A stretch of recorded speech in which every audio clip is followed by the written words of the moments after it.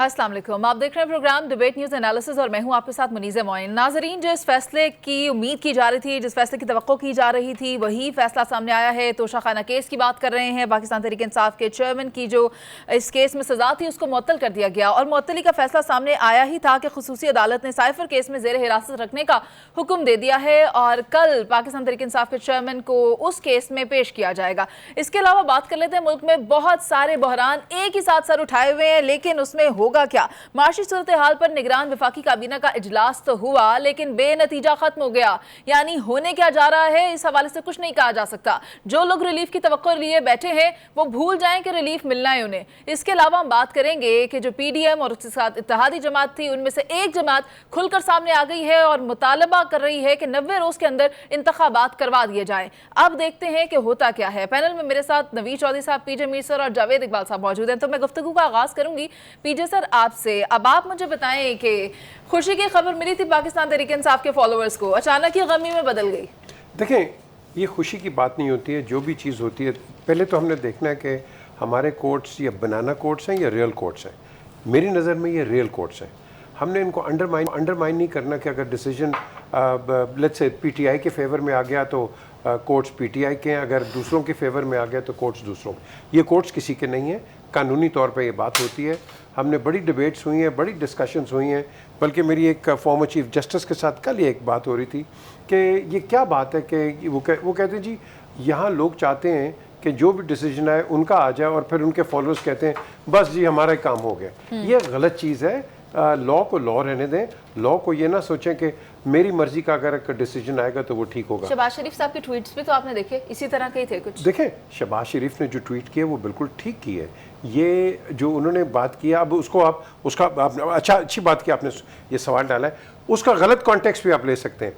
शहबाज ने कहा है कि इनकी सस्पेंशन हो गई है ये जो इम्प्रिजनमेंट की, लेकिन the case still stands, he still stands disqualified. उन्होंने इस कॉन्टेक्स्ट में बात की है, उन्होंने और किसी और गलत कॉन्टेक्स्ट में बात नहीं की, उन्होंने लीगल बात की है।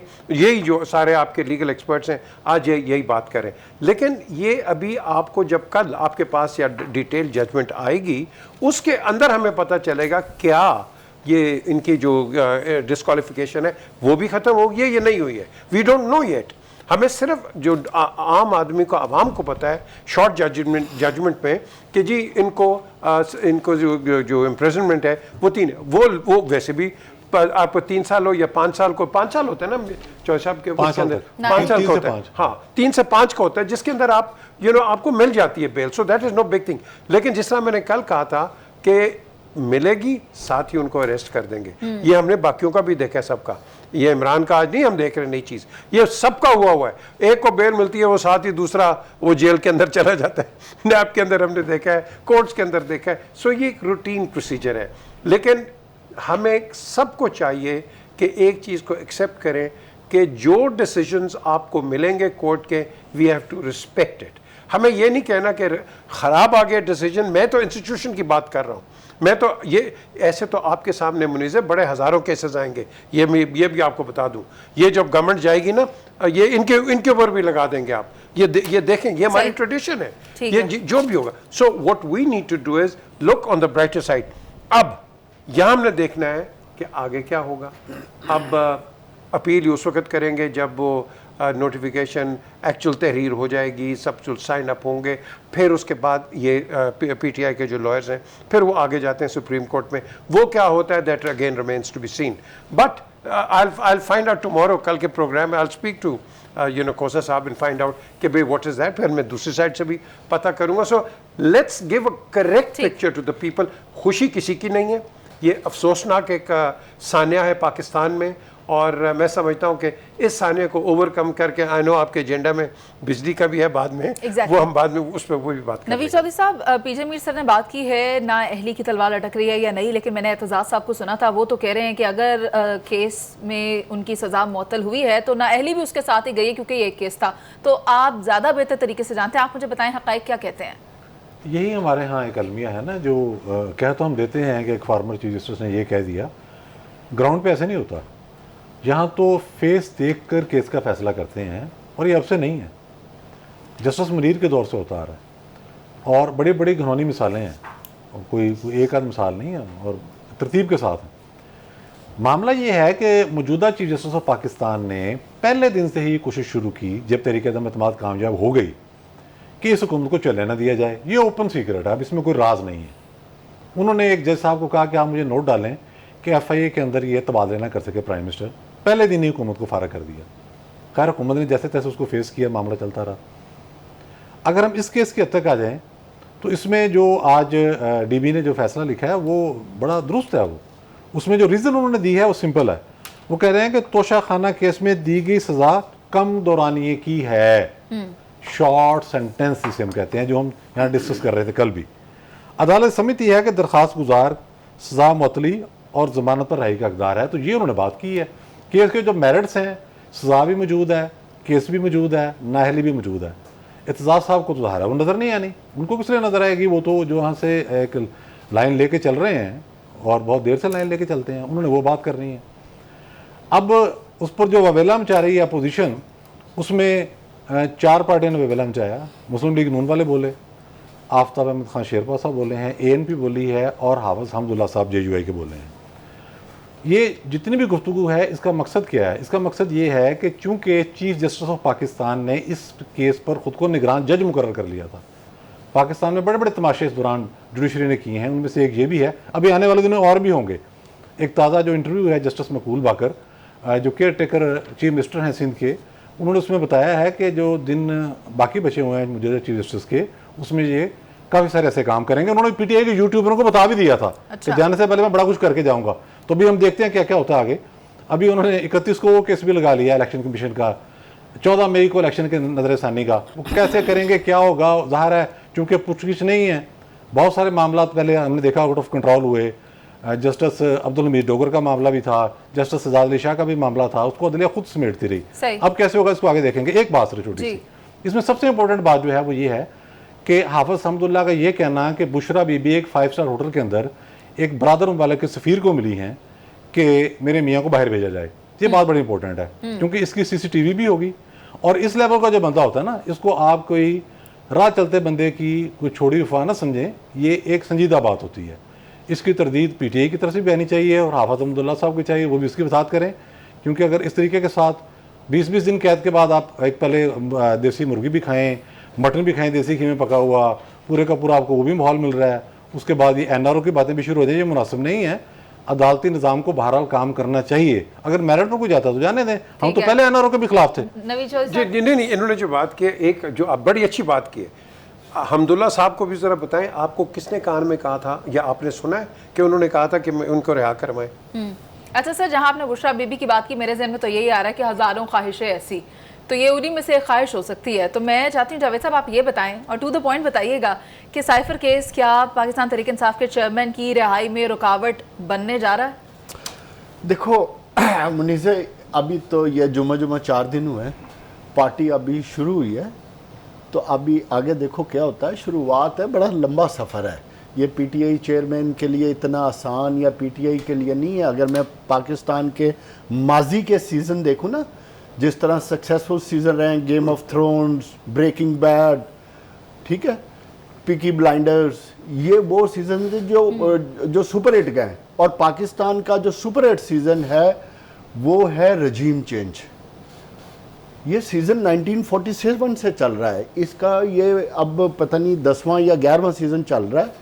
तो ये सीज़न अभी शुरू हुआ है, इसकी अभी और एपिसोड आनी है। अच्छा। अभी तो आपने इस सीज़न में देखा ये है कि तोशा खाना से रिलीफ मिला है, तो 15 दिन पहले ही आपने 15 तारीख को ही आपने बगैर बुलाए, बगैर सुने, बगैर वकला के आपने रिमांड दे दिया 15 दिन का, ठीक है। अब जिस मुल्क में कहानियाँ, स्टोरियाँ और प्लानिंग इस तरह हो, वहाँ अंजाम का पता जो सीज़न लिख रहा होता है ना, सिर्फ उसी को होता है। बाकी जो स्क्रिप्ट लिख रहा होता है, हम तो वैसे ही बात कर सकते हैं, लेकिन तारीख के तनाजुर में देखें तो तारीख तो इस चीज़ की गवाह है कि आज जिनके गले टाइट हैं वो कल को इक़्तिदार में बैठे होंगे। पीपल्स पार्टी का आप हाल देख लें, मुस्लिम लीग नून का हाल देख लें किस तरह इनको एनआरओज मिले, किस तरह हुआ। तो इस तरह अगर आज पाकिस्तान तहरीक इंसाफ के साथ हो रहा है तो आपको नहीं पता कि स्क्रिप्ट राइटर ने 6 महीने बाद इसका सीजन का अंजाम क्या करना है। सो पाकिस्तान के लिए जो लम्हा फिक्रिया है कि ये जो सीजन है ना, ये बड़ा डिफरेंट सीजन है इस दफा, इसलिए कि पाकिस्तान इस वक्त मुआशी तौर पे, और जिस तरफ चौधरी साहब और पीजे इशारा करें, अदलिया के तौर पर, आईनी तौर पर एक ऐसा एक्सपोज हुआ है कि हमें समझ नहीं आ रही कि इस पाकिस्तान का और इस कौम का अंजाम क्या होगा, और सीज़न के इख्तिताम पर क्या अनारकी होगी, क्या लड़ाई हो रही होगी, माशी तौर पे हम कहाँ खड़े होंगे। क्योंकि पाकिस्तान में मईशत हमेशा जब प्राइसेस बढ़ती थी ना पीछे, तो होता ये था कि साल में 1 दफ़ा या 2 दफ़ा या 4 दफ़ा, क्यों चौधरी साहब? जी जी। अब एवरी डे चीजें बढ़ रही हैं और इतनी बड़ी, और डॉलर कितनी स्पीड से बढ़ रहा है। वही ना मैं कह रहा हूं कि रोजाना महंगाई बढ़ रही है, रोजाना महंगाई बढ़ रही है। अब देखने की चीज है कि जलसे जुलूस शुरू हो गए और एक तरफ पॉलिटिकल अनारकी है, मुस्तकबिल में हमें इलेक्शन का पता नहीं होने या नहीं होने या कब, वही ना। तो जब ऐसी एक सिचुएशन हो तो फिर स्क्रिप्ट राइटर को भी कंफ्यूज हो जाएगा कि मैंने सीजन का इंतजाम क्या करना है। जावेद साहब अभी एक ब्रेक ले लेते हैं, ब्रेक के बाद वापस आते हैं और बात करते हैं कि माशी सूरत हाल पर कंट्रोल करने के लिए वफाकी काबीना इजलास तो कर रही है, लेकिन उन इजलास में हो क्या रहा है, क्या वाकई रिलीफ मिलेगा या नहीं, इसी पर बात करेंगे एक ब्रेक के बाद। आप साथ रहिए।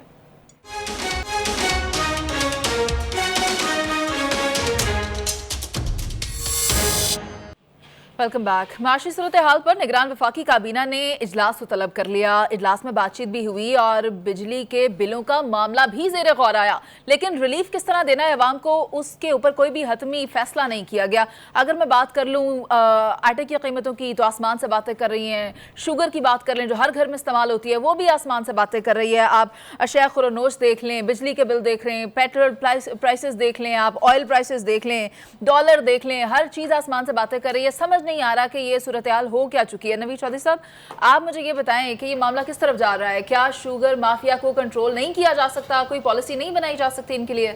बड़े अफसोस से मुझे कहना पड़ता है कि नहीं, ये स्टेट से ज़्यादा ताकतवर हो गए हैं। सिर्फ एक चीज़ पहले मैं अर्ज कर चलूँ अपना सवाल का जवाब देने से पहले कि आज जो कैबिनेट का इजलास हुआ है वो क्या है? वो तो पास कर रहे हैं ना। इसको मैंने उसको पास दिया, उसने मुझे पास दिया, पास नहीं हो रही कुछ भी नहीं। यानी कि आप अंदाज़ा लगाएं, मुफ्त बिजली जो दी जा रही है उस पर फैसला नहीं हो सका। और उसके बाद उन्होंने कहा जी वो जो 400 यूनिट का जो रिलीफ देना उस पर IMF से बात करेंगे, जो करेंगे सो करेंगे। तो मुझे तो कोई नज़र नहीं आ रहा। चीनी का मामला भी अब बहुत संगीन हो गया और अफसोस की बात यह है कि सबके इल्म में है।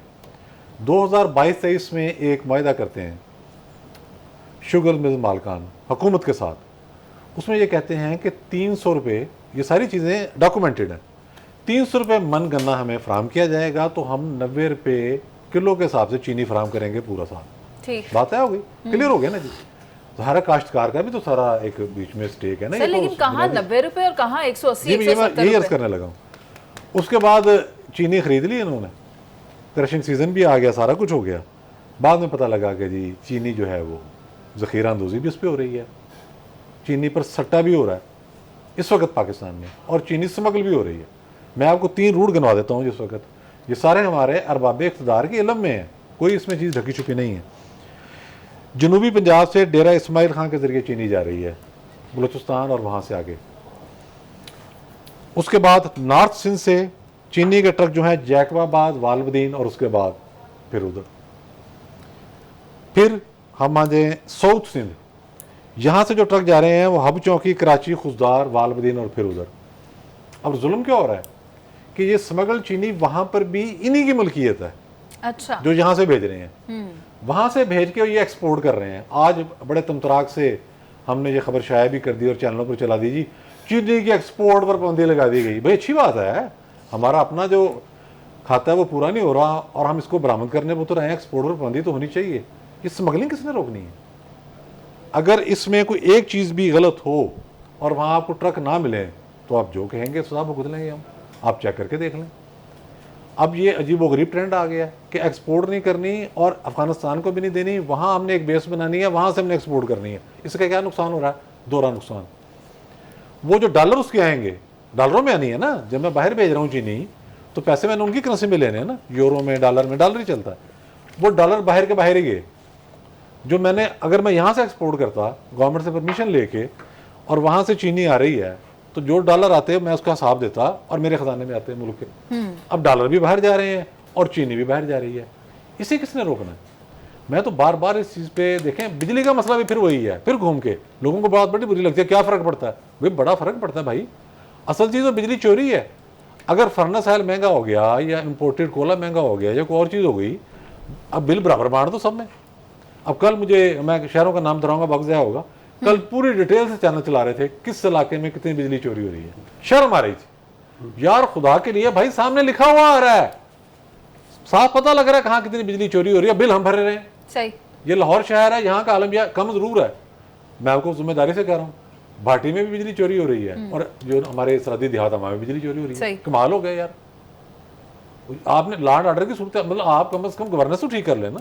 ठीक है नवीद चौधरी साहब, आपने बिजली चोरी का मामला उठाया, मैं यही बात पीजे सर आपकी तरफ लाती हूँ। लेस्को को अरबों का चूना लगा है, बिजली चोरी का बड़ा इंकशाफ हुआ है और सामने आ रहा है कि 9 अरब 30 करोड़ का नुकसान पहुंचा है। तो फिर क्यों हम इस चीज़ को बैलेंस नहीं कर पा रहे? अच्छा ठीक है, ये मामला एक तरफ है, रिलीफ कहाँ देना है? मैंने तो सुना है कि प्राइसेस और बढ़ने जा रही हैं।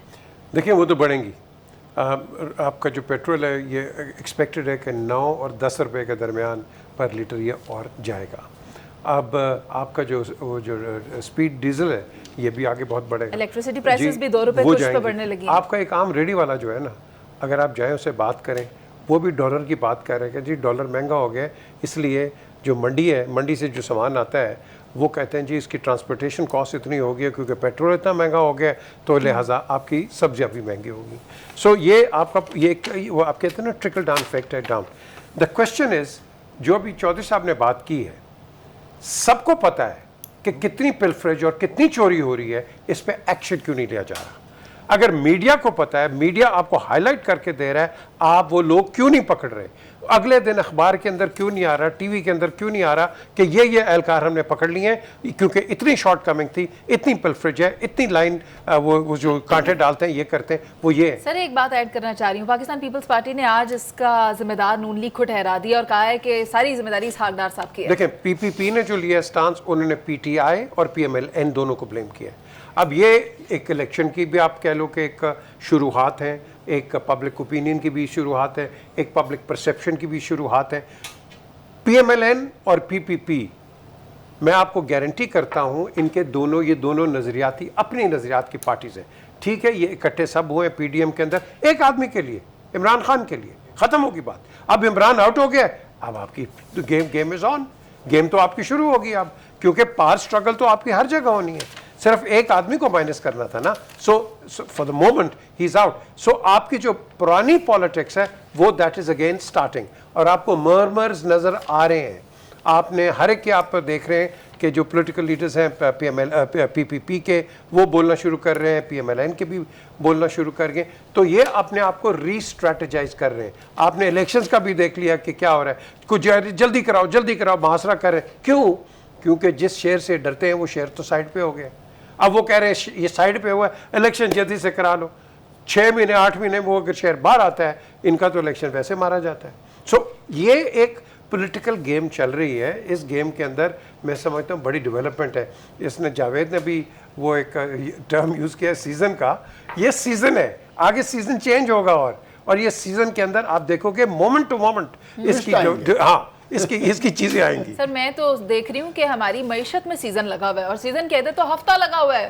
चंद दिन में ऐसे चुटकियों में कीमतों में इजाफा हो रहा है कि हैरत गुम हो जाती है। आप देखिए 15 रुपए की रोटी 18 रुपए की हो गई है, दूध 20 रुपए इजाफे से 160 का हो गया है, दही 165 की हो गई है, और इसी तरह जो है एक चीज आपको बता दूं before you go to Javed, interim government ने अब डाल दिया है कि देखो जी हम तो फंसे हुए हैं क्योंकि ये आईएमएफ का जो फैसला है वो हमारे गले पड़ गया। दूसरी हुकूमत होती उन्होंने अभी पीडीएम का ऐसी तैसी कर देनी थी, इन्होंने सॉफ्ट अल्फाज में कहा है वो तो देखो जी वो कर गए आईएमएफ का फैसला, हम यहाँ फंस गए। जावेद साहब फिर आपको क्या लगता है कि ये जो इजलास हो रहे हैं बेनतीजा खत्म हो रहे हैं और ये इसी तरह रहेगा, कोई रिलीफ नहीं मिलने वाला? रिलीफ, मैंने तो कल भी एक ही बात कही थी कि मुझे तो कोई चीज़ नज़र नहीं आ रही मुस्तकबिल करीब में या इनकी हरकतें या इनकी सोच या इनकी पॉलिसीज़ या इनका कोई एजेंडा ऐसा जिससे आवाम को कहीं आज नहीं साल बाद या इवन 2 साल बाद कहीं रिलीफ मिल जाए। मुझे ये बात बिल्कुल नहीं समझ आती। पाकिस्तान एक ऐसी डगर पे मुआशी तौर पे चल पड़ा है कि इसको सुधारने के लिए अब सबको यकजा होना पड़ेगा, पूरे सिस्टम को रीसेट करना पड़ेगा, क्योंकि गवर्नेंस का स्ट्रक्चर ख़त्म हो चुका है। कानून आपका कहीं इम्प्लीमेंट नहीं हो रहा। माफियाज ने हर तरह के माफियाज ने हर जगह बैठे हुए अपने पंजे ज़मीन में दबोच लिया है और उसका हाल ये है कि डॉलर को कंट्रोल किया जा रहा है। कंट्रोल इस तरह घरों में लोग लेकर जा रहे हैं। जिसके पास पैसे इकट्ठे होते हैं वो डॉलर ख़रीद लेता है, जिसके पास पैसे इकट्ठे होते हैं वो चीनी ख़रीद लेता है। ये है बदकिस्मती। ये उस वक़्त होती है जब मुल्क में अनारकी जैसी सिचुएशन हो, स्टेबिलिटी नज़र ना आ रही हो, आपको मुस्तकबिल का पता ना हो, ऐसा एक आलम हो जहां आपको ये यकीन ही ना हो कि आने वाले वक्त में चीज़ें स्टेबल होंगी। यह है बदकिस्मती पाकिस्तान की। अब करना क्या है? करना होता तो इन 3 इजलासों में मैं सिर्फ 3 या 4 चीज़ें भी सुन लेता तो शायद मुझे उम्मीद हो जाती कि जी हम पावर सेक्टर में रिफॉर्म्स करने जा रहे हैं और रिफॉर्म्स में जो बिजली चोरी के हवाले से ये इनिशिएटिव हम लेंगे, नंबर 1। नंबर 2, चौधरी साहब ने एक हल्की सी बात की थी इम्पोर्टेड कोयले की और फर्नेस ऑयल की। देखो ये सबसे इम्पॉर्टेंट चीज़ है क्योंकि ये डॉलर में आता है। इसको आपने अगर रिड्यूस करना अपने इंपोर्ट बिल को, तो उसको रिड्यूस करने के लिए जो हमने आज से 6-8 महीने पहले फैसला किया था कि हम अपनी मार्केटें 6 बजे बंद कर देंगे, हमने नहीं की।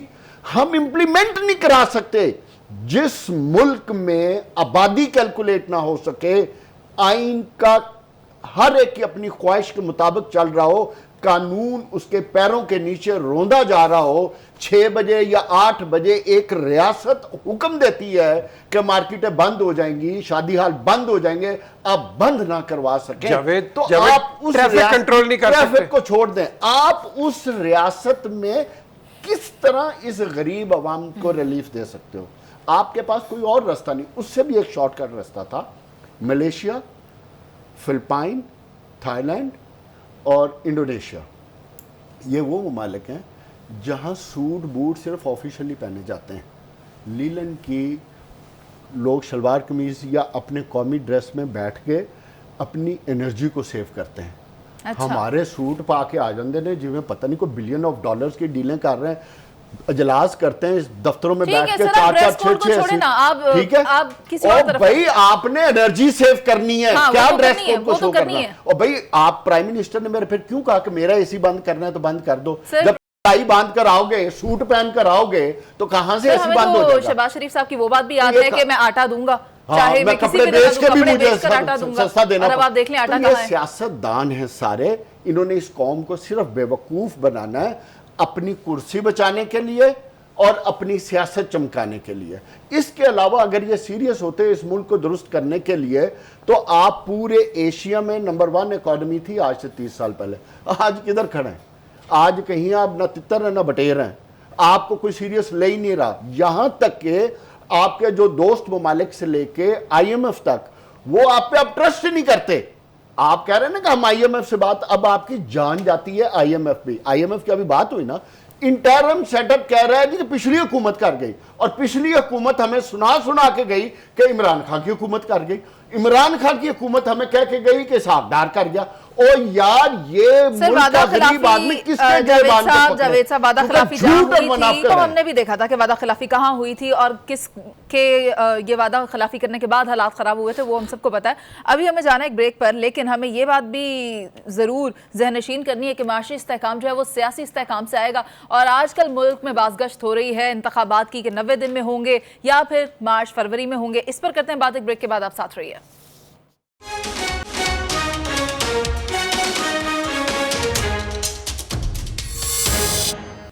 Welcome back. इलेक्शंस 90 दिन के अंदर होने चाहिए। जब इलेक्शन कमिश्नर से मुलाकात हुई है पाकिस्तान पीपल्स पार्टी की तो इस बात पर जोर दिया गया है। अब जावेद साहब आपको क्या लगता है, पाकिस्तान पीपल्स पार्टी का मौक़िफ़ वाज़ेह हो गया? वो कहते हैं ना कि टाइम की नमाजें होती हैं और बे टाइम की टकरें होती हैं। अब मेरा ख्याल है इन सब की टकरों का टाइम है सबको बारी बारी एहसास होना शुरू हो गया है कि जो पिछले 1.5 साल में अपनी दुकानदारी और अपनी दिहाड़ियों और अपने इक़्तिदार के लिए जिस तरह इन्होंने 2 असम्बलियों के इलेक्शन को आइन की कहानी सुनाकर रोंदा था और आइन की पामाली की थी, अब वही इनके गले फिट होने जा रहा है। तभी तो अब ये यकजा होकर आहिस्ता आहिस्ता बोलना शुरू हो गया ना। आज जमात इस्लामी भी चली गई है सुप्रीम कोर्ट में, JUI ने भी बोलना शुरू कर दिया है, पीपल्स पार्टी ने भी कह दिया कि जनाब हमने तो उस इजलास में सिर्फ इतनी बात की थी कि सिर्फ आप जो सेंसिस है इसको अप्रूव कर लें, डिलिमिटेशन बाद में करेंगे।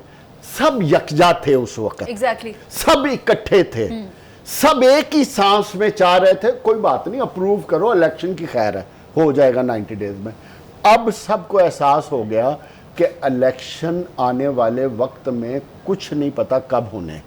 ये वो सिचुएशन है जिसमें आकर अब इनको समझ आ रही है कि जिस इक़्तिदार पर बैठे थे, जिस पॉलिटिकल पार्टी को ये आउट कर रहे थे, जिस पॉलिटिकल पार्टी से जान छुड़ा रहे थे, वही पॉलिटिकल पार्टी आज भी अवाम में मौजूद है और ये अवाम से आउट हो गए। ये है वो जमहूरियत की बदकिस्मती, आइन की बदकिस्मती। ये है जिससे हमें सीखना चाहिए कि अगर जमहूरियत हमने इस मुल्क में चलानी है तो फिर अवाम के साथ ही हमें कनेक्शन जोड़ना पड़ेगा।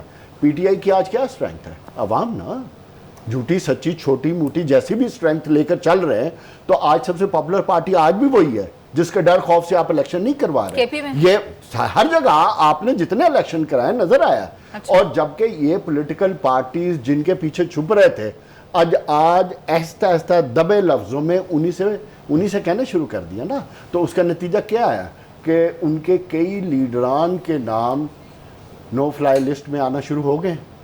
तो ऐसा ऐसा इनको अब पता चल जाएगा कि इन्होंने जो मईशत के साथ, आइन के साथ, मुल्क के साथ, जमहूरियत के साथ किया है, उसका अब नतीजा किसी के गले तो फिट होना है ना, तो ये भुगतान करेंगे। इसलिए आपने देखा मियां नवाज शरीफ डेट पे डेट, वो नहीं कहते जो चौधरी साहब कहते होते डेट पे डेट, डेट पे डेट, तो मियां नवाज शरीफ भी डेट पे डेट, डेट पे डेट ही देंगे आपको। पहली आपको इलेक्शन की शुनीद उस वक्त समझ आएगी जब मियां नवाज शरीफ जहाज में बैठ जाएंगे। अच्छा, ये वो पहला इंडिकेटर होगा। उससे पहले आप इलेक्शन की उम्मीद ना रखें, क्योंकि जो कुछ हमने पिछले 1.5 साल में अवाम की कहानी सुनाकर, जमहूरियत की कहानी सुनाकर अपने इक़्तिदार को चमकाया, वो अब उसकी मुस्तकबिल में इनके पास अब कोई गुंजाइश नहीं बची है। अच्छा। और इसके लिए जो सबसे इम्पॉर्टेंट चीज़ थी, आज भी मैं ये समझता हूँ इन तमाम सियासी जमातों को, चाहे जो PTI है, अच्छा, इन सब को इकट्ठा होना चाहिए जमहूरियत के लिए, पाकिस्तान के लिए। इनको मिसाके जमहूरियत भी करना चाहिए, मिसाके मैशत और भी करना चाहिए, मिसाके मैशत भी ठीक है। करना नवीद चौधरी चाहिए साहब, ताकि मुल्क आगे की तरफ जाए। नवीद चौधरी साहब, PDM के अपने अंदर अब इत्तेफाक नजर नहीं आ रहा और जो इत्तेहाद था उसमें भी इत्तेफाक नजर नहीं आ रहा, तो आपको क्या लग रहा है कि अब कोई नया इत्तेहाद बनने जा रहा है जो कि हमें बज़ाहिर नजर आ रहा है? PDM में तो अभी काफी हद तक इत्तेफाक है। ANP, JUI, PDM नहीं, ये बाहर हैं। अच्छा। ANP बाहर है, पीपल्स पार्टी बाहर जमात है, इस्लामी, यानी कि हुकूमती इत्तेहाद में जो शामिल जमातें थी उनमें इस वक्त इत्तेहाद नहीं है। सही। उसकी बुनियादी वजह जो है ना, वो कुछ इंडिकेटर ऐसे आए हैं जिसमें यकीनी तौर पर पहले वाली सूरत बरकरार नहीं रह सकती। मसलन सबसे पहले तो ये एज्यूम कर लिया था पाकिस्तान पीपल्स पार्टी ने कि जो साउथ पंजाब के इलेक्टेबल्स हैं वो पीपल्स पार्टी में आएंगे, और शायद निगोशिएट भी किया था इस हवाले से उन्होंने। फिर हमने देखा पाकिस्तान इस्तेहकाम पार्टी मारदे वजूद में आ गई, वो एक अपना मामला बन गया उनका। फिर PTI पार्लियामेंटेरियंस आ गए जिसने बड़ा अच्छा रिजल्ट भी दिया है, वो ज़्यादा लोगों की है ना, वो अब रिजल्ट इलेक्शन का भी देना शुरू हो गई है। वो वहाँ से प्रियस खड़क साहब भी आ गए, उससे JUI के लिए भी एक थ्रेट पैदा हुआ है। पीपल्स पार्टी के साथ फिर दूसरा जो मामला था वो बड़ा ही एक हैरत अंगेज़ तौर पर टर्निंग मोड था सियासी वाले से। ये इतला आई कि बाप पार्टी वाले N ब्लॉक ज्वाइन कर रहे हैं पीपल्स पार्टी को। फिर जो वज़ीर आला थे क़दूस बजिंजो साहब, उन्होंने कहा कि जी हम तो नहीं आ रहे, वो रुक गए।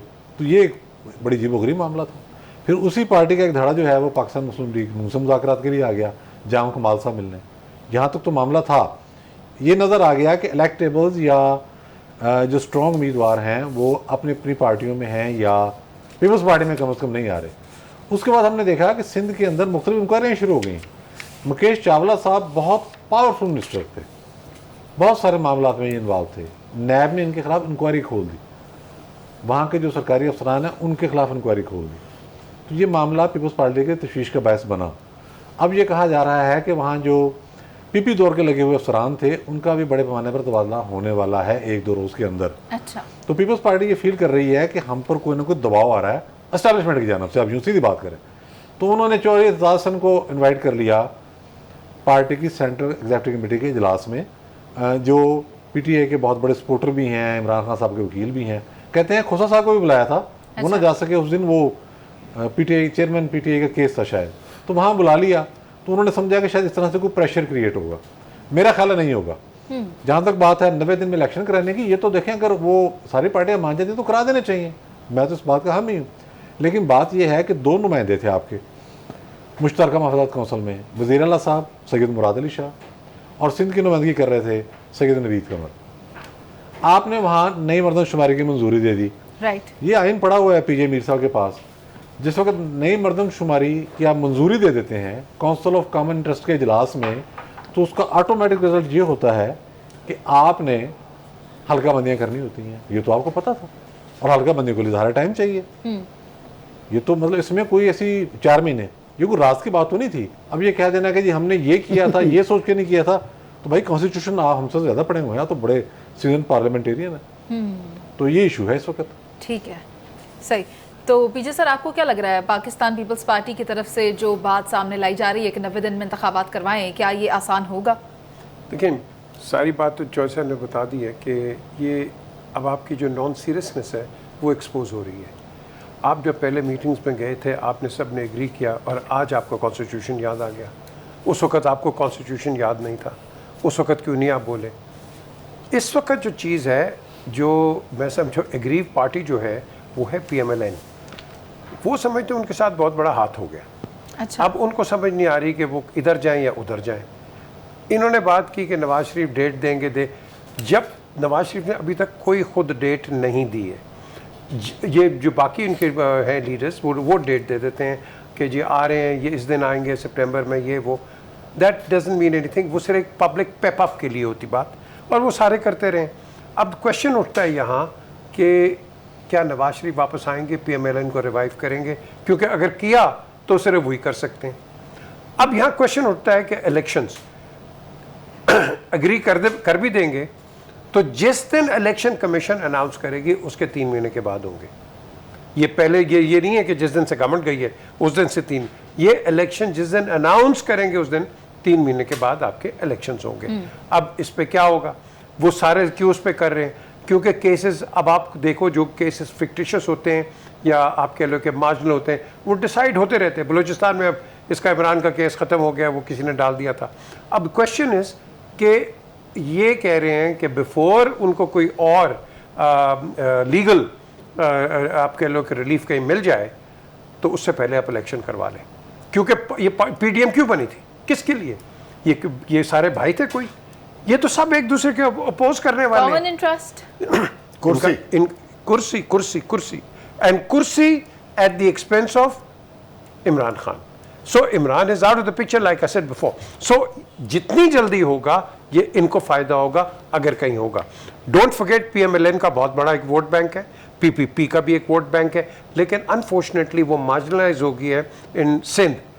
पंजाब में क्या उसका इफेक्ट होगा? नहीं होगा। पंजाब में 2 पार्टीज हैं इस वक्त, एक तो ये PTI, अब ये तहरीक इस्तेकाम भी एक आ गई है, और ऑफ कोर्स PMLN। इनका मैच कैसे होगा, that again remains to be seen. बहुत शुक्रिया आपका पीजे मीर नवीद चौधरी साहब और जावेद इकबाल साहब। पीर में एक बड़ी जमात तो खुलकर सामने आ गई है, मुतालबा कर रही है कि 90 दिन में इंतखाबात करवाए जाएं। बज़ाहिर जो पाकिस्तान तहरीके इंसाफ के भी कुछ इसी तरह के मुतालबात हैं। अब इसमें सोचने की बात यह है कि क्या इन 2 जमातों में आने वाले वक्त में कोई इत्तेहाद हो सकता है या नहीं। इसी बात के साथ आपसे इजाज़त, अल्लाह ने के बाद।